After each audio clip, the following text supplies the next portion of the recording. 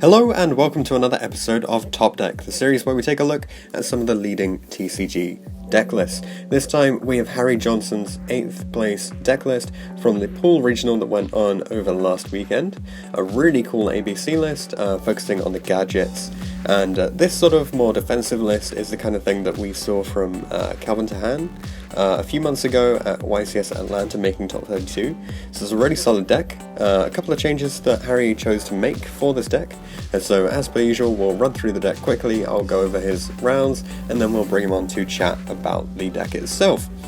So we start off with 2 copies of A Assault Core, triple B Buster Drake and double C Crush Wyvern, B being obviously the most important one in the set, triple Gold Gadget and triple Silver Gadget. Your Link monsters enable you to go into the combos without, needing too much extra, so you don't have to actually go through AFD in order to combo off anymore.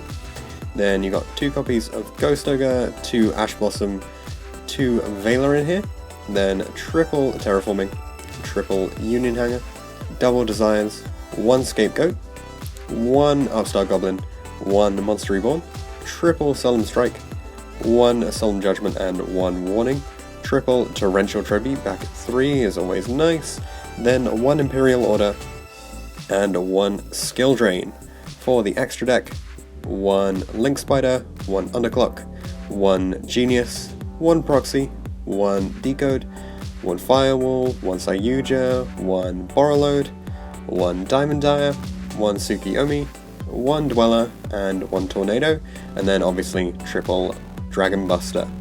For the side deck, 1 Interrupted Kaiju Slumber, and then 3 Kaiju to go with it, so Kumungus, Godala, and Jizukiri being the options chosen here. Then triple Twin Twisters, triple Artifact Lancia, 1 Raigeki, 1 Dark Hole as the board wipes, and triple Dimensional Barrier. So no Evenly in here, which is probably the major staple that's missing, and obviously we got the Twisters over the Cyclones within this deck, because you do want to ditch your pieces, and popping 2 is always pretty nice. So for the rounds that Harry played, round 1 he went up against Infernity Pendulum Magician, so he went 2-1 in that round. Round 2 against Paleo, 2-0'd them. Round 3 against Cubic, 2-0'd them. Round 4 against Trickstar, he went 2-0. Round 5 against 60 card Lightsworn Dinos, he went 2-0.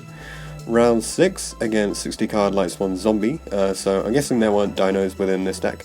He went 0-2 unfortunately, and round 7 against True Draco he bricked a fair amount and went 0-2 in the final round. So a 5-2 record overall. Winning the early matches, pushes you through to higher places, so really solid. And yeah, let's bring on Harry to chat about the deck. Hi Harry, how are you doing? I'm doing well, thanks. How are you? Very well, thank you. Congratulations on getting 8th place at the Poole Regional. How did you find it? Yeah, thanks, man. It was it was a good event. I wasn't expecting to do as well as I did, but I'm pleased, and it was a great day out. Yeah, definitely. And you've got a really solid record. I've been through the rounds and the deck itself, but only very briefly. So I think we'll kick things off with why did you play ABC in this format? They're quite a strong rogue deck, and there's so many different builds for it. Like, there's the Destrudo, Ojama stuff you can do that's just more high-paced, more attacking. For this build, I kind of wanted to be, because I knew there was a lot of 60-card Pendulum, so I wanted to make a more defensive build, and it can recycle a lot, and it's got, Dragon Buster is just such a strong extra monster. Yeah. And the combos you can do off him with the Link plays as well in this format, it's just a strong deck to come in that not a lot of people side for, really. Yeah, that's true. I mean, I think you'll mostly get sort of coincidental siding. Yeah, exactly. Where sometimes people have Lanciers or something. Yeah. But yeah, just like any stuff, like most people, if they've got using like banishing stuff, or like they just have dimensional barriers, but that's not necessarily specifically for ABC. Yeah. And it doesn't always actually do that much against you, because obviously you have the different options that you can go for. Yeah, exactly. So like if I've already got a few monsters established on board, if they debarrier, I've still got plenty of Link plays to go into, or I can go XCs and get like Tsukiyomi, and then I can draw 2 and then just set up my strong defense with the Torrential or the Strikes or something like that. Yeah, that's pretty cool. So you mentioned that there are some other ABC builds, like the Destrudo one, and obviously I think there's a True Draco build out there as well. So why did you go for the Gadget strong build then? I just wanted to try out just a pure machine ABC, just to see how it worked. But then I'm also this build is a lot more defensive, I would say. So and it's sort of like my mindset as a player is to have a strong defense and not just one or the other. Like have a strong defense and a good attack, not have like an overwhelming attack or a very heavy defense. Yeah. Because if like you lose all your attack, then you're out of the game basically, and vice versa. If your defense is easily penetrated, then that's about it for you as well. So I like having a nice balance, but I also like have the mentality of a strong defense and then go for the attack. Yeah. Okay. And that sort of works with the whole situation of having the heavy trap lineup alongside the Tsukiyomi, which gives you that extra advantage then. Yeah, exactly. Like, and it helped in the tournament because 60 card torrential against that just cleared the board, and you know you're good to make some plays from there unless they've got snow. And then also against the Cubic matchup, his monster is like all of my monster effects against it pointless because of his boss monster. But both games I had torrential set, I had dark hole sided in. Okay. And it was just that heavy defense was what stopped me from getting burned to death, and then managed to just get through that one. That's pretty cool. Yeah. So going through the list, so one thing I've noticed is it's very similar to Calvin Tan's list that he took to YCS Atlanta. Yeah. No, I researched his list and sort of decided what I liked about it, and I did like the heavy defense, and that's what I sort of mimicked that. But like I wanted to use Veiler and Dweller, and obviously we don't have Link Karibo, so I couldn't do that. And then I also wanted to try D-Barrier not evenly matched, just because I was expecting more 60 card and Pendulum sort of deal with that. Though I think looking back now, I think evenly matched would have been the better choice to D-Barrier, just for this event anyway. Because there were just times like I only played one Pendulum and he didn't use Electromite and there was just his board he got all he went in was like a Link play, and if I had evenly matched instead of D-Barrier, it would have been a very different game. Yeah. And I suppose it's even if you do have an opponent who is playing Electromite, it's at least some way of baiting that vortex that they're exactly. And no, that's where the Veilers were also. I decided to play them instead of like just 3 Ash and 3 Ghost. Yeah. Which they actually helped out for the 60 cards against the Lightsworn Dino, because it helps like block out Minerva, stop them milling, and then banish it next turn so he doesn't get the other effect to mill. Yeah, that's where that came in handy. But like I said, I never came up with Electromite, so it wasn't good for that. It ended up just getting stayed out quite a lot. So I'm not sure about the Vec Veiler. I think it just depends on what decks you come up against. But the Veilers, they're not bad, but yeah, it is generally your matchup that decides how good they're going to be. Yeah. So moving forward then, would you consider taking them out for maybe the third Ash and Ogre, or would they be something else? Yeah, it would. Yeah, I think it's definitely. It depends on the format, I think. But yeah, if I know going into an event that it's quite like the popularity of like True Draco has gone up, or there's or like Electromite isn't much of a thing, I think Effect Veiler will just fall out eventually anyway. So it's definitely something I'd consider taking out. But like I said, against 60 card with Minerva, it came in handy and stopped that sort of play. So it did come in handy, but yeah, it did need to be sided out a few times. Sure. Yeah. Okay. So for the rest of the deck, the sort of non-standard things. So the one Scapegoat, I think Calvin played the one Scapegoat. Yeah. Is that the same sort of reasoning that you don't want to fill up your board? Yeah, exactly. And like if you, like he was saying in, I'm sure one of his videos out there, that like 2 Scapegoats, like having multiple Scapegoat isn't handy. It blocks up your hand. And then like it's just good for Scapegoat was just good for getting an initial play going, and then once you've got your Link, you can start getting more ABCs off. It's just a handy card to get your established board, but you don't really need to run a few, otherwise it's just pointless after a while. Okay, sure. And for the rest of the list, one thing I want to bring up is just like within the main is you've got the Floodgates Imperial Order and Skill Drain, which were very popular in sort of OCG ABC lists, but less popular in a lot of TCG ones. So why did you want to play these in the deck?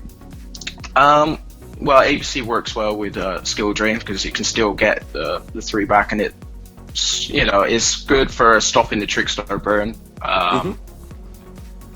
If Masterpiece hasn't got trapped, then you block that effect, and then you can sort of just get off the board a lot more easily. Yeah. So it sort of forces them to do stuff like maybe they can't do a monster, so then it goes for it because they need to have its effect, so they've gotten trapped, so it's unaffected by traps, and then you've just got that chance where it uses effect, but then now you can just ghost over it because they've not used a monster, so it just forces people to play around it.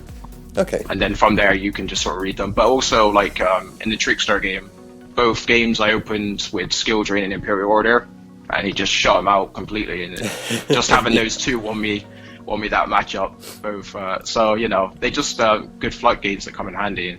Yeah. Just a good thing to have to force your opponent to do stuff.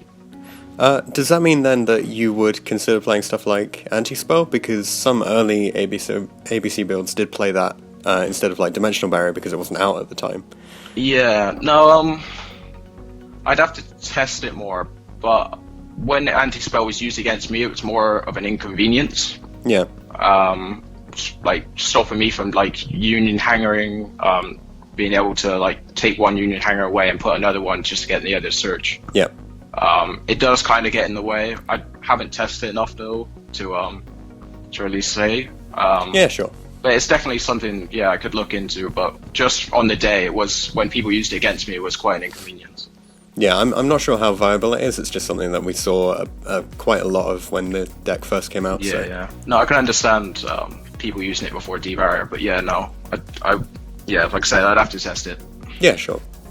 Okay, so moving on to the extra then. So there's a lot of the deck tends to focus on a lot of one-offs because you have so many options that you want to be able to access. Yeah. So what would you say was the MVP then from your extra besides the actual Buster Dragon, the Dragon Buster? Yeah. No, Tsukiyomi is always good. Being able to just ditch your ABCs into the grave and then draw 2. And then if you draw into traps, that's always good. Borreload, very good. Used that against the Pendulum Magician deck. He had Abyss Dweller.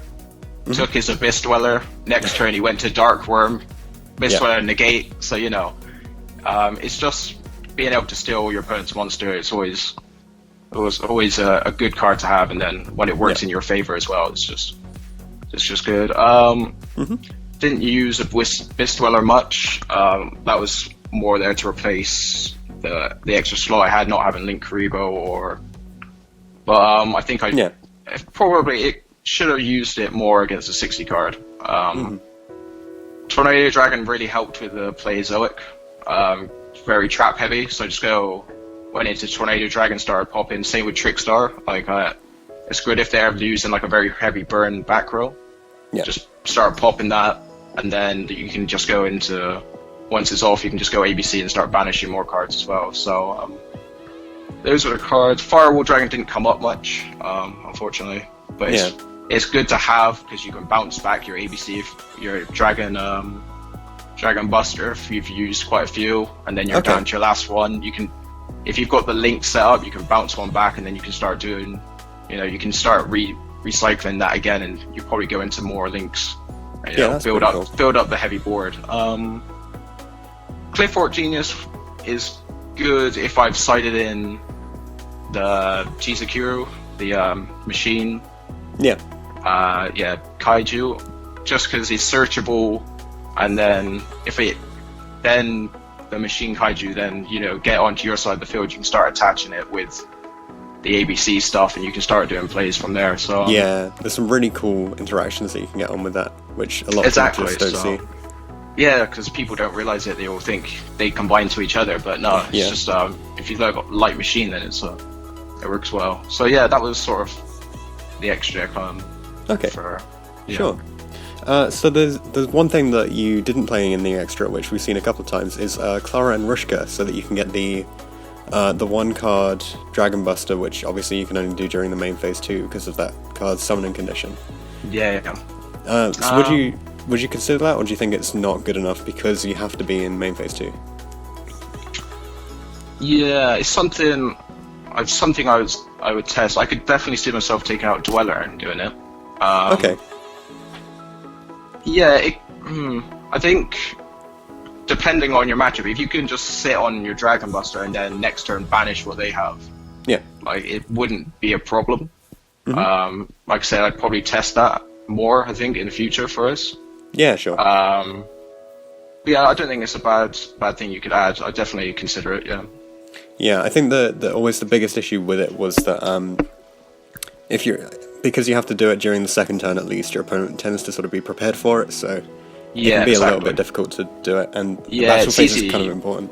Yeah, it's easy to sort of read, I think, and like once your opponent sort of got a grasp of what you're trying to do, like like my last 2 games, they sort of, with this deck you have to be, or at least this build, you have to be quite patient with how you play.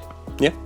You can't rush into things, and I slightly did that in my last 2, and once people get a read of ABC, it's got quite a few glaring weaknesses that people can get through. You know, get sort of banishing stuff on your grave, banishing or popping your ABC before you've got a chance to split up, that sort of thing. Or just flipping it face down. It's just, you know, once they've got a grasp of what you're doing, it can be quite difficult to come back. Mm-hmm. So what would you then say are the hardest and easiest matchups that you face? Easiest matchup. I'd probably say easiest was Trickstar, because like I said, I opened Skill Drain and Imperial Order both games, and literally he couldn't do anything to get rid of them. Other than that, Plazoic Frog he just had bad hands, so it wasn't a very tough game. Okay. I think the hardest in terms of like just a back and forth was, even though I won, was the Lights Run Dino, because that just kept going back and forth. And then hardest, just because I had terrible hands, was round 7. There was just not much I could do. Yeah. I just drew into 2 hand traps, opened a hand both games that were useless. So just, you know, it was tough to work around on that one. But, it does happen sometimes. Yeah, exactly. It's just Yu-Gi-Oh, innit? Yeah. Cool. So, are there any changes that you'd make to the deck apart from like potentially the Veiler bit that we mentioned earlier, or the and the D barriers? Yeah. I debate Twin Twister and Cosmic Cyclone. Okay. Just because even though pop in, like against True Draco, pop in, as long as you've not got stuff already, you can like discard pop and that's fine. But when they've already set, then maybe Cyclone would better, and for sort of other things, better to banish than send to the grave. So I'll probably in the future, I'll probably take them out, test Cosmic Cyclone, see which I prefer. Okay, sure. Other than that, I'm quite happy right now. We'll see how the future meta goes, and it'll probably change based on that. Yeah, you never really know what's coming around the next corner, do you? Yeah, exactly. You know, you've got the new Light Link monster support coming out that'll probably find its way into the extra deck, and then gotta try and look forward to like Brandish Maidens, see what the hell you can do to them. How that's gonna work. So we'll see. Yeah, I think Altergeist is probably the other one as well. Exactly. Yeah, Altergeist. It'll be interesting to see how the decks goes in the future.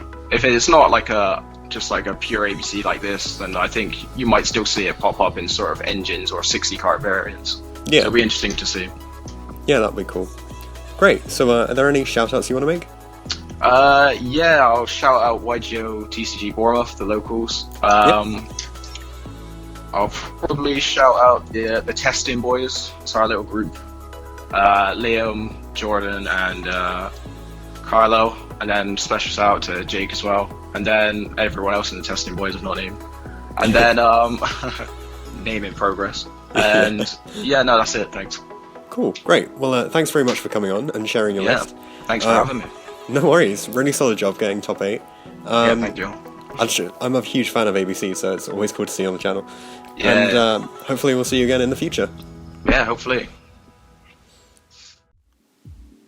Thanks for watching this episode of Top Deck. If you have any comments or suggestions that you would like to make, leave them in the comment section down below. Check out the description for details of how you can get involved in this series. You can enter by voice interview, or instead you could just send all of your information over Facebook Messenger. Anything like that will be absolutely fine. If you want to see anything in particular from the upcoming series, then be sure to get in touch, and I'll see you guys in the next video.